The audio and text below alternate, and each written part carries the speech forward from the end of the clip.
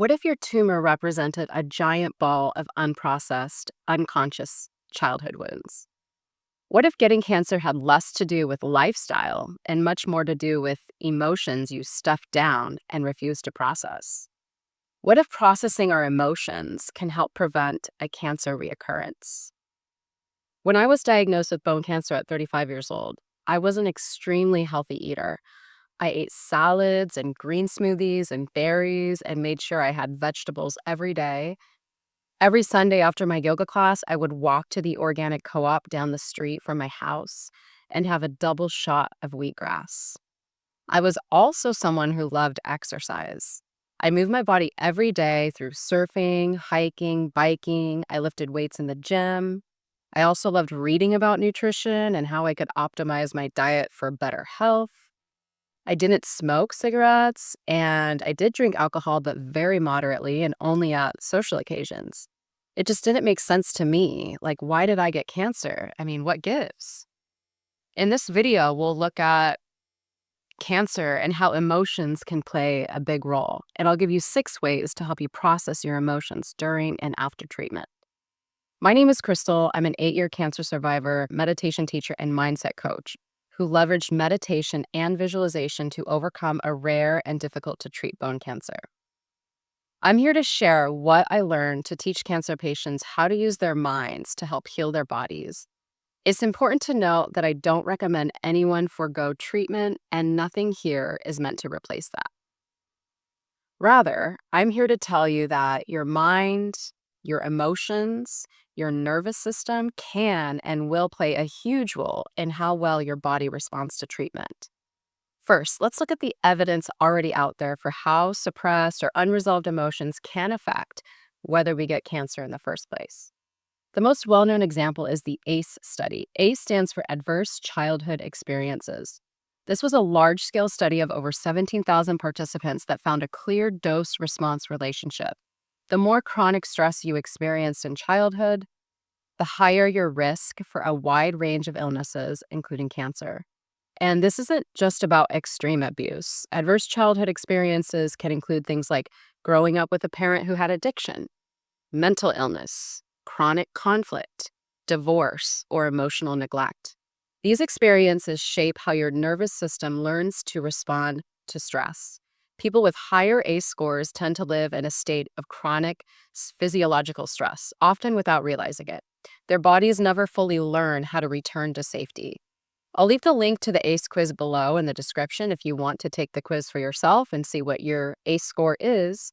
The higher your ACE score, the higher your risk for chronic illness. The next piece of evidence comes from the emerging field of psycho-neuro-immunology, which is the study of our psychological state, or how our psychological state can affect our biology, especially our nervous system and our immune system. It's a scientific framework for understanding the mind-body connection. What this field, the field of psycho-neuro-immunology, has found is that chronic psychological stress elevates cortisol, suppresses your immune function, and increases inflammation. These 3 factors are directly relevant to tumor infiltration, tumor progression, and the likelihood of cancer spreading.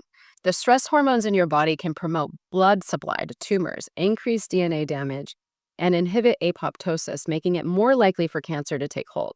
This may not necessarily prove that suppressed emotions themselves create cancer, but they shape the biological terrain in your body in which cancer can thrive. Besides the evidence we have that suppressed emotional wounds can affect our risk of getting cancer, there's also evidence that the reverse is true, that addressing your emotional wounds and suppressed emotions can lead to better outcomes for cancer patients, better quality of life, and reduced symptoms from treatment. And while there's no solid evidence that emotional processing guarantees prevention of cancer reoccurrence, there is plenty of evidence that emotional processing can reduce biological stress and improve immune function, producing a physiological state that is more supportive of long-term health. So how can we address our unresolved, unprocessed emotional wounds? Here are 6 practical, grounded ways to begin processing unresolved emotions, especially if you're dealing with cancer. Number 1, Learn to identify what you feel and sit with it without suppressing or fixing it. Many cancer patients are disconnected from their emotions because they spent a lifetime pushing through. So start simple. Ask yourself once a day, what am I feeling right now? No fixing, no positive reframing, just noticing. And then sit with the emotion. Where is it in your body? What does it feel like? Can you allow it to be there? Naming emotions helps you regulate the nervous system. You don't need to relive trauma, you just need to let your body know it's finally allowed to speak. And simply naming the emotions reduces the stress response, lowers your heart rate, and improves decision making. Here's a meme about mindfulness meditation that illustrates this very well. When we encounter an uncomfortable feeling or emotion, we often run away. We try to run away, but the feeling will keep chasing us. So instead of running away, instead of distracting yourself, instead of pretending like the feeling doesn't exist, you sit with it, you feel it, you give yourself compassion, nurture the feeling, send it love, and guess what? Eventually it passes and you can move on. This is the healthy way to process your negative emotions. Number two, use expressive writing to release what was never said. Set a timer, maybe 15, 20 minutes. Write about things you've never felt safe expressing. This could be something that makes you feel anger, grief, fear, resentment, guilt, shame. Don't censor yourself. Don't reread it. You can tear it up afterwards. This practice has been shown to reduce physical symptoms and improve immune markers, especially in people who habitually suppress emotion. Several studies have shown that expressive writing improves immune function, lowers blood pressure, reduces stress, and improves your mental health. It puts your body into a relaxed state in which healing can be more effective. Number three, create a safe space for anger. Anger is one of the most suppressed emotions in cancer patients, especially women. Anger doesn't just make you sick, suppressing it does. You can release anger through writing letters you never send, punching a pillow, yelling in your car, or physical movement. The goal isn't aggression, the goal is discharge. Allow the anger to come up and move through you and be released. Number four, regulate your nervous system daily. Your nervous system needs repeated signals of safety. There are two branches of the nervous system, which are the sympathetic and the parasympathetic branches. Let's go into those in more detail. When you breathe in, when you inhale, you're activating the sympathetic nervous system, which is the fight, flight, or freeze part. Think about a gasp. It's something we do when we're afraid. We gasp. This is a quick breath in. Most of us are predominantly in this sympathetic nervous system because we're dealing with a lot of stress in our daily lives. So it's more about activating the other branch, the parasympathetic nervous system. So, how do we do that? When you breathe out or exhale, you activate the parasympathetic nervous system, which is your rest and digest system. So, slow breathing with the longer exhale will help you balance your nervous system, especially if you're feeling anxious. Doing that for just 2 minutes can completely reset your nervous system to feel more calm and grounded. What I will generally do is inhale for a count of 4 and then exhale for a count of 8. You don't have to do that exact number. You could inhale for 4, exhale for 6, work your way up to 8. Do whatever works for you. And besides slow breathing or exhaling, visualization and meditation can also help regulate your nervous system. Visualization can work by taking 10 minutes to imagine yourself in your ideal future where cancer is very much in the past and you're back in your life, healed, whole, and thriving. Other methods to regulate your nervous system can be spending time in nature, acupuncture, massage, yoga, breath work, anything that puts you in a calm and relaxed state. You're not trying to be calm all the time, but you're teaching your body that it can return to calm and safety. 5, work with a trauma-informed therapist or guide. Not all therapy is created equal. For those who have dealt with a lot of trauma, especially in childhood, it's best to work with an expert. And I'm not just talking about talk therapy. Look for practitioners trained in trauma-informed approaches, especially those that work with the body, not just the mind, such as somatic therapy. Even if you haven't dealt with a lot of trauma, remember that we all have emotional wounds, especially during childhood. And we don't realize or even remember certain traumatic events or how much they affected us until we go in and excavate. For me personally, I worked with a hypnotherapist doing something called regression therapy.